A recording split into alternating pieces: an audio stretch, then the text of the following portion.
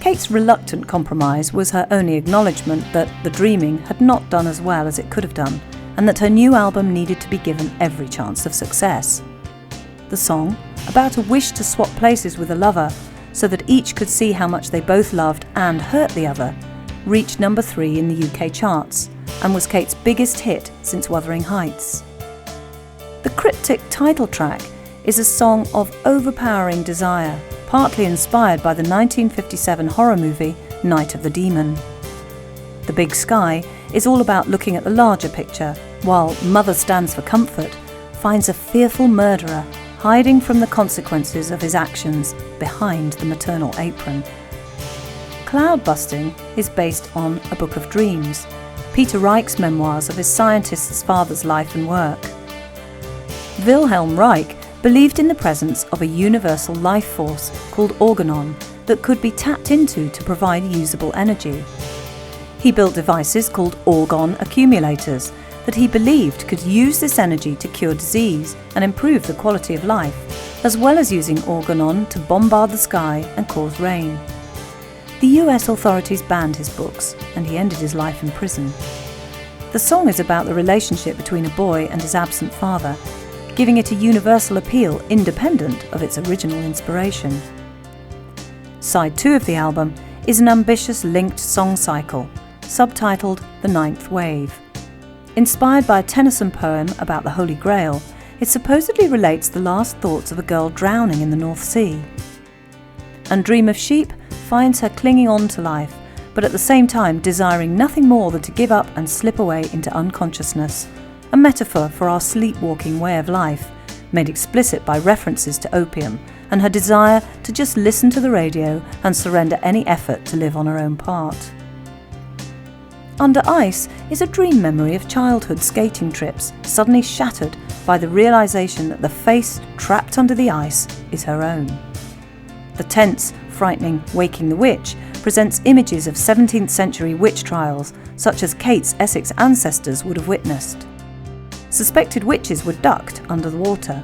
In a no-win situation, if they survived, it proved they were a witch and they were burnt or hung, while if they drowned, it proved their innocence.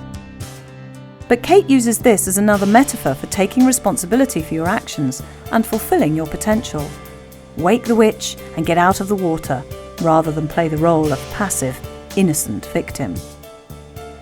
Watching You Without Me finds the narrator imagining the world carrying on after her death, while Jig of Life finds her future self as an old woman addressing her and demanding to be allowed to live.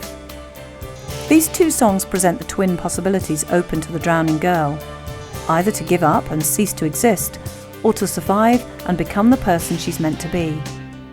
Both songs emphasize that there's more at stake than her own selfish feelings in the present moment.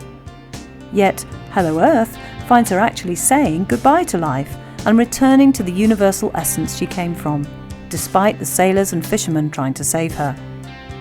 Finally, out of the choral ambience emerges The Morning Fog, an optimistic coda emphasizing the cyclical nature of life, that we die just to be born again, and the album ends with the promise of a new beginning. Kate was adamant that she wouldn't tour the album, and was only prepared to do a minimal amount of interviews and promotional appearances. So, EMI allocated a huge video budget to the 4 singles, later released as Hair of the Hound video EP. Most memorable was the short film for Cloudbusting, which featured Donald Sutherland playing Wilhelm Reich, with Kate as his son Peter, and a cloud-busting cannon designed by the artist H.R. Geiger. Most concur that The Hounds of Love is Kate Bush's masterpiece, a high watermark for forward-looking popular music that has yet to be bettered.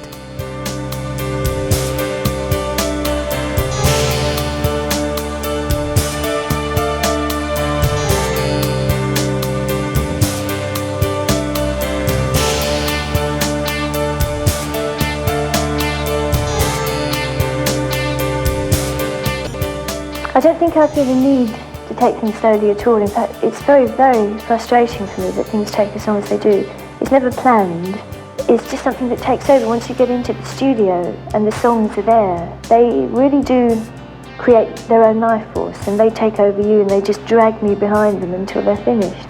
And it's strange because quite often, I wouldn't really want to go in and work on the album. I was tired, but you just sort of go in there, it drags you behind it.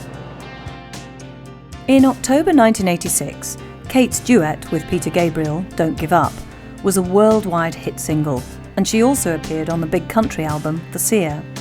Then, in November, EMI released the huge-selling compilation album, The Whole Story, featuring a re-recording of Wuthering Heights and one new song, the chilling single Experiment 4, about the development of a secret weapon that used sound to kill.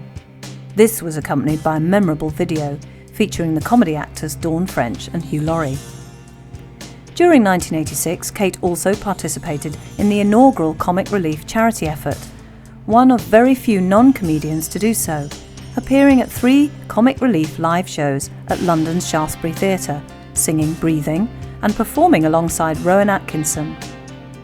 In 1990, she contributed 6 songs to the comic strip TV film GLC, including Ken, the title song, a tongue-in-cheek tribute to future London Mayor Ken Livingstone, and she made her acting debut in the follow-up Les Dogs.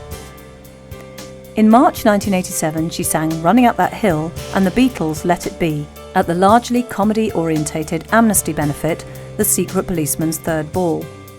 Let It Be was later re-recorded by an all-star cast to benefit victims of the Zeebrugge ferry disaster, and Kate was among those participating. During this period, she was also involved in campaigning for the Vegetarian Society against excessive cruelty in the meat trade and involving herself with various environmental causes. She recorded a song for the Nick Rogue film Castaway called Be Kind to My Mistakes, and one for the John Hughes film She's Having a Baby, This Woman's Work. She won a 1987 Brit Award for Best Female Singer, duetted with Midge Ure on a track called Sister and Brother from his Answers to Nothing album, and sang backing vocals on the Go West song The King is Dead, probably due to the involvement of her regular guitarist Alan Murphy with the band. Tragically, Alan would die at the end of 1989, as would Kate's longtime dance partner Gary Hurst a few months later. Kate felt both losses keenly. Finally, in October 1989, Kate's 6th album, The Sensual World, was released, with a title track released as a single and just failing to crack the top 10. This Woman's Work and Love and Anger fared even worse in the charts, and the album sold relatively poorly, receiving a decidedly mixed reception from the critics and little or no airplay on the radio. Kate's refusal to do more than the minimum of promotional work can't have helped either, but ultimately it seems the world wasn't prepared to accept her adopting yet another new sound for the 3rd time in her career, and entering what can now be seen as the mature phase of her output.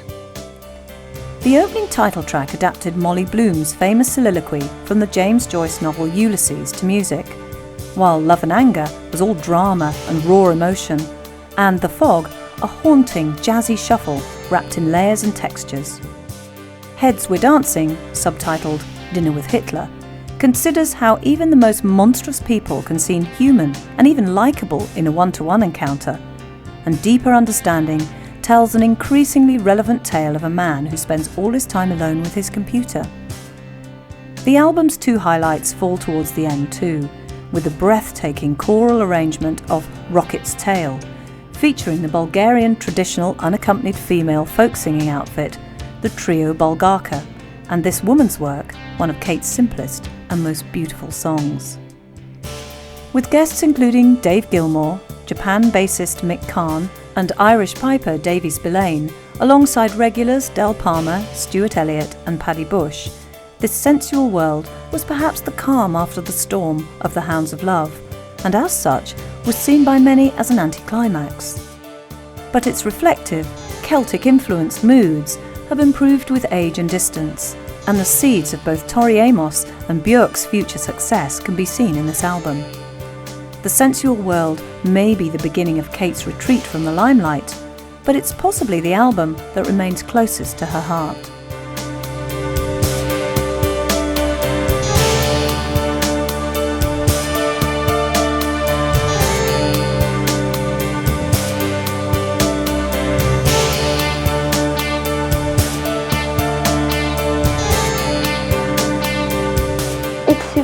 there really couldn't have been better decisions made in this time between the last album and this, where I've moved and we've moved the studio to where we are. There are so many areas where it's helped. Again, I feel much more relaxed. I'm much freer to work in an uninhibited way. I do get quite nervous if you've got people you don't know coming in, listening. In the London studio, people are always coming in, borrowing pieces of equipment. The phone's always ringing, and it's costing you a phenomenal amount of money every hour. So you do feel guilty if you experiment, because you feel you're just throwing money away. At home, obviously, there aren't those pressures at all.